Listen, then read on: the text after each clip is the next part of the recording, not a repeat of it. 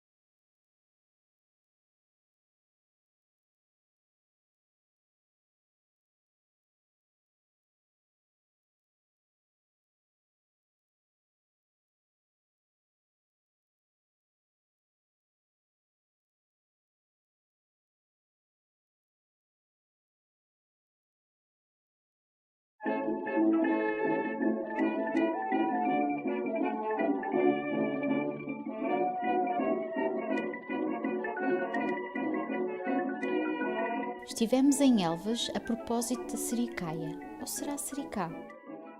Tanto se pode dizer sericaia como sericá.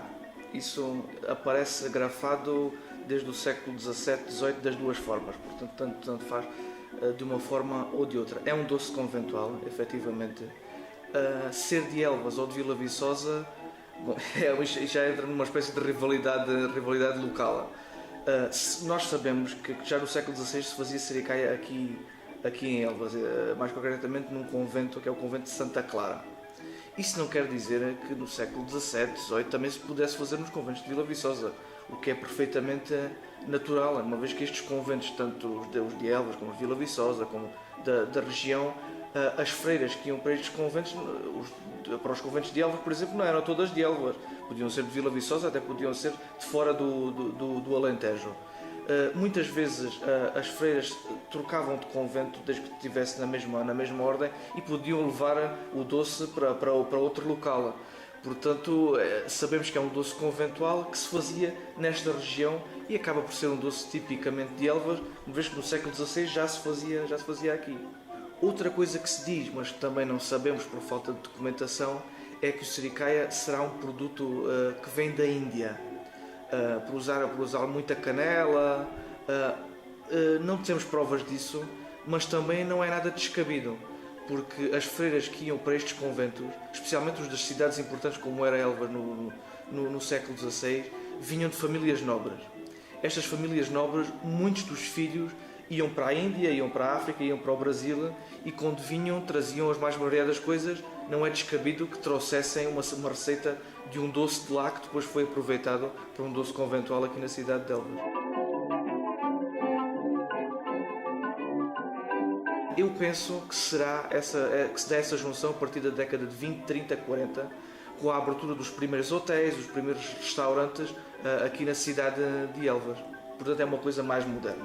Todos os elvenses têm em sua casa um sericaia quando existe alguma festa, seja de aniversário, seja de Natal, seja fim de ano, seja o que for. Portanto, todos os elvenses estão muito ligados ao sericaia.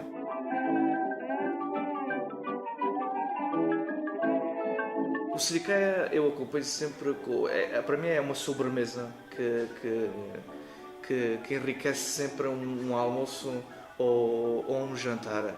Gosto de o comer com a ameixa, efetivamente, com a ameixa em calda, porque a calda depois dá outro sabor também ao sericaia e ao ser um historiador, sinto-me, e elvense, sinto-me a seguir uma tradição que já tem séculos dos meus antepassados, que também eram aqui de Elvas, que também faziam o sericaia, provavam o sericaia e portanto é sempre algo que eu gosto de fazer, de dar aos meus convidados e de divulgar como estou a fazer neste momento a quem possa desconhecer.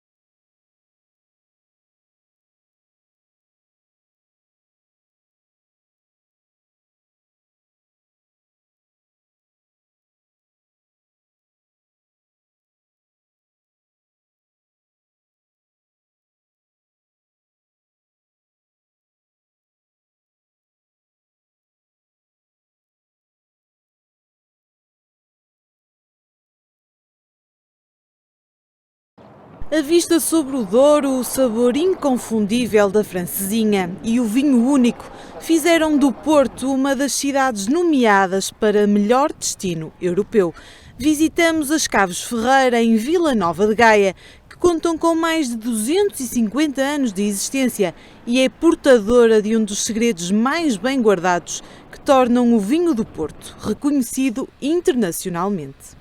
As Caves Ferreira são umas caves muito tradicionais, onde apelamos muito à Portugalidade e à tradição da marca.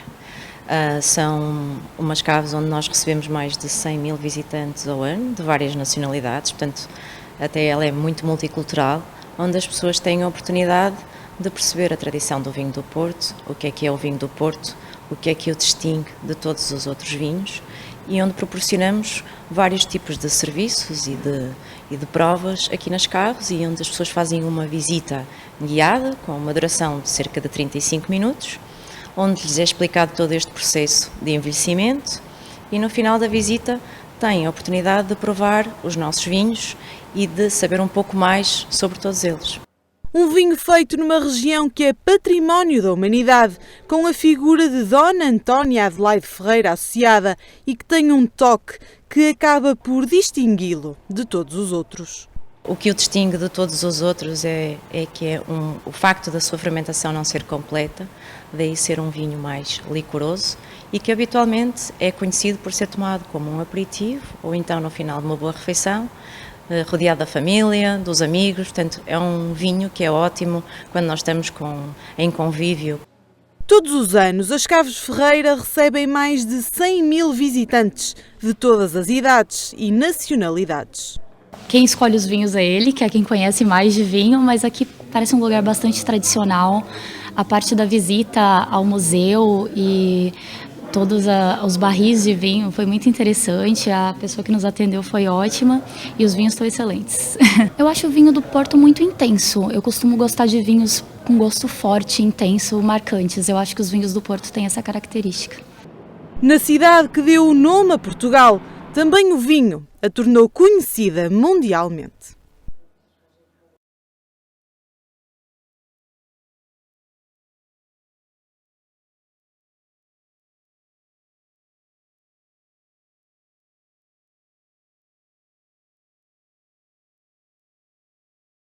Ham, cheese, mortadella, sausage, steak, egg. All smothered in a tangy tomato sauce. This is the francesinha. And walk into any restaurant or cafe in Porto, Portugal, and you're likely to see it on the menu.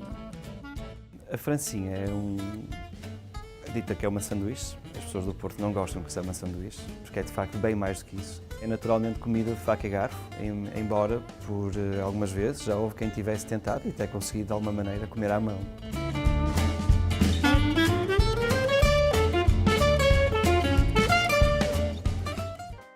Francesinha in Portuguese means little French lady.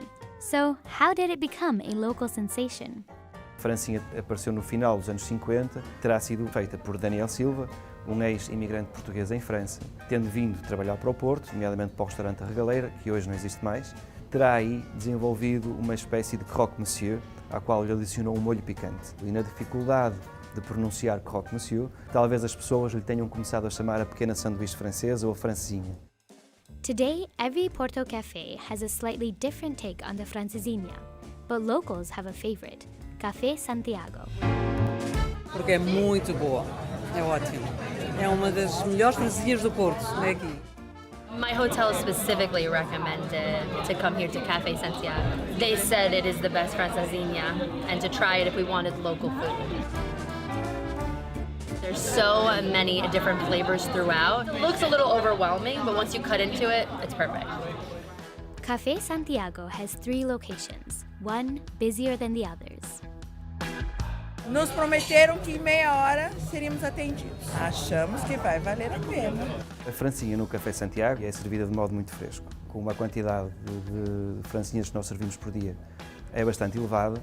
Isso leva-nos a ter que fazer uma pré-preparação, antes de levar propriamente a grelhar. Essa preparação consiste em fazer o corte das carnes, o corte do queijo, da mortadela e do fiambre, em fazer o tratamento do pão, E depois é construída a base da francesinha, que é a base do pão, com uma fatia de mortadela, 2 partes de salsicha fresca e uma parte de linguiça. The restaurant prepares at least 500 foundations every day before they start taking orders.